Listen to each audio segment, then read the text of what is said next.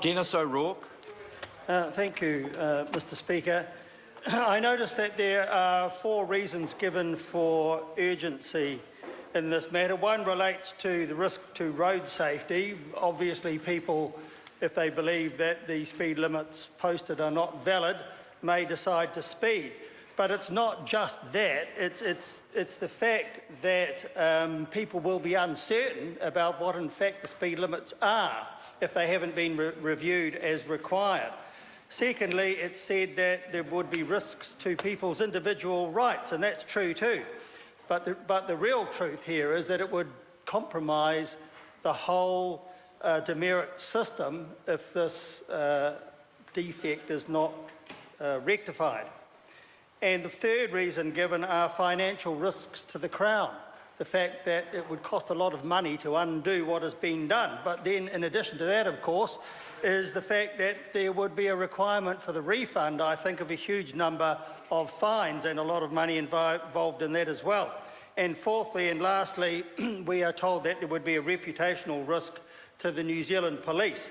But in fact, there is a much greater reputational risk to the New Zealand government for not maintaining an adequate piece of legislation under which these bylaws are made in the first place.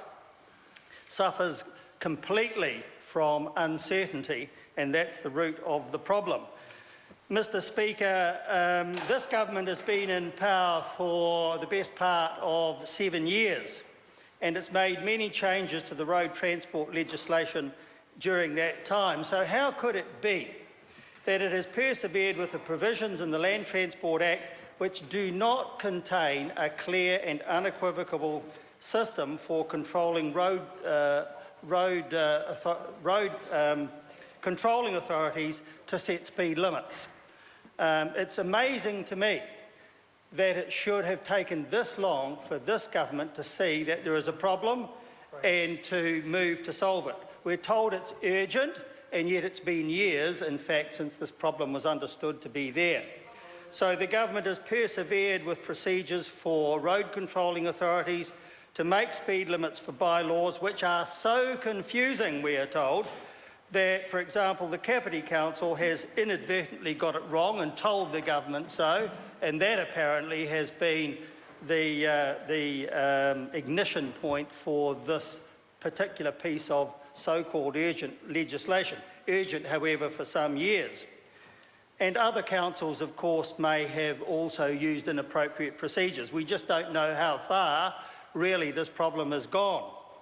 How is it also possible that legislation could have been so badly drafted that if a 5-yearly review is not done now of speed limits, then it results in automatic default to the 100 km/h speed limit? It could and should have provided for continuation of the bylaw at least until the review is completed. It is an absolutely awful situation that the default position is the way it is, instead of allowing for a continuation of the bylaw until a review is done. That is what people would expect to happen, and that's what the legislation should have provided for. I'm flabbergasted that that has been allowed to last all these years and hasn't been rectified. The government does need to take responsibility for this. It isn't the councils, it isn't the other road controlling authorities, it is the government through its inadequate legislation, and possibly not even just this government either. I think it looks as though the problem has gone right back to the previous Labor government as well. So neither government can be very proud of this situation, very badly drafted legislation that shouldn't have been allowed to go on as long as it has.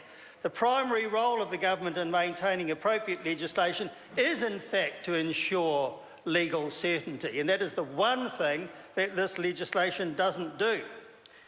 Uncertain law is, in fact, virtually no law at all. So the fault for this shameful situation is the government's, and if it's the government's, then it's the fault of the Minister for Transport as well. He is responsible for the maintenance of that legislation and for the supervision of it, and for its certainty, and for the cause, in this case, of invalid bylaws resulting for speed limits which cannot be enforced. Now, Mr Speaker, this particular Minister of Transport is too often responsible for a long list of transport cock-ups, including running down Kiwi Rail's Cook Strait ferries, the 10 bridges proposal, of which only 3 are going to be done apparently, closing railway lines which shouldn't be closed, and so on. This is just one more demonstration of how badly this particular minister is administering his transport portfolio. He must take direct responsibility for this situation. It is a government responsibility, and it is that minister's responsibility.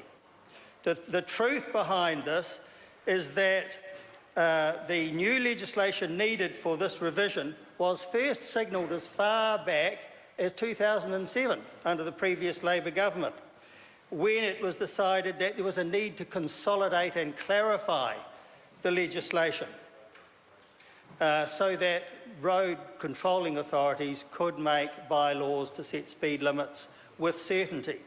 And that was confirmed under this current government in 2010. So what we can see is this matter should have been acted upon years ago. We're told now that it's urgent, but it's been urgent for all of those years and nothing was done. That's a shameful situation. It's one which the current government should hang its head in shame for. So New Zealand First, Mr Speaker, will support the bill. It will do so out of sheer necessity, the fact that it is in the public interest to do so, but it does so very reluctantly. We do so very reluctantly because we do not like being put in a position where we have to vote for legislation to clean up muck-ups that should have been cleaned up years ago, and that is a sad situation. But we will support it simply because there is really no alternative to do so. However, we do deplore the gross delay in rectifying the situation, and we do deplore the very bad lawmaking which has been maintained over all of those years, and the knowing maintenance of a system which was faulty and has resulted in goodness knows how many invalid bylaws. So this is a really poor situation which should never have happened.